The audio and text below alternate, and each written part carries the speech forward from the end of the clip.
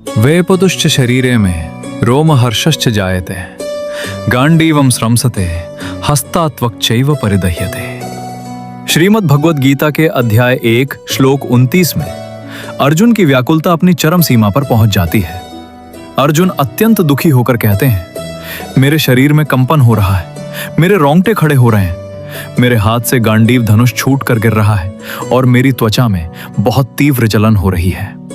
यहाँ एक परम प्रतापी योद्धा की इस अप्रत्याशित स्थिति के मूल कारण को समझिए।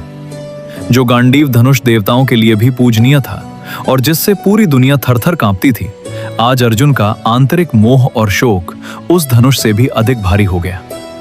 यह स्थिति दर्शाती है कि मानसिक आघात कितना गहरा हो सकता है।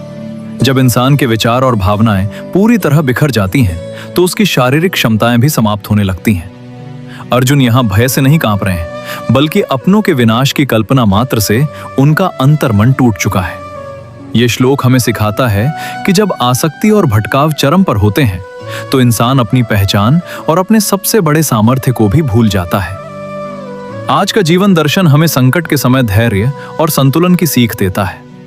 हमारे जीवन की रणभूमि में भी कई बार ऐसी विकट परिस्थितियां आती हैं जब अत्यधिक मानसिक तनाव के कारण हमारी बुद्धि काम करना बंद कर देती है।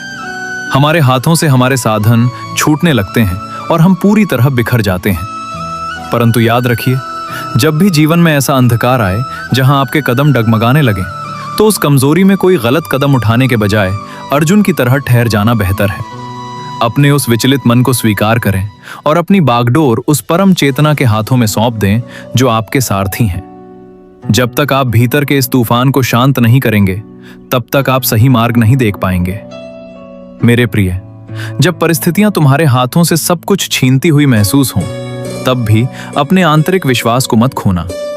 उस परमेश्वर पर भरोसा रखो जो तुम्हारी इस चरम व्याकुलता को भी एक दिन परम ज्ञान के मार्ग में बदल देंगे।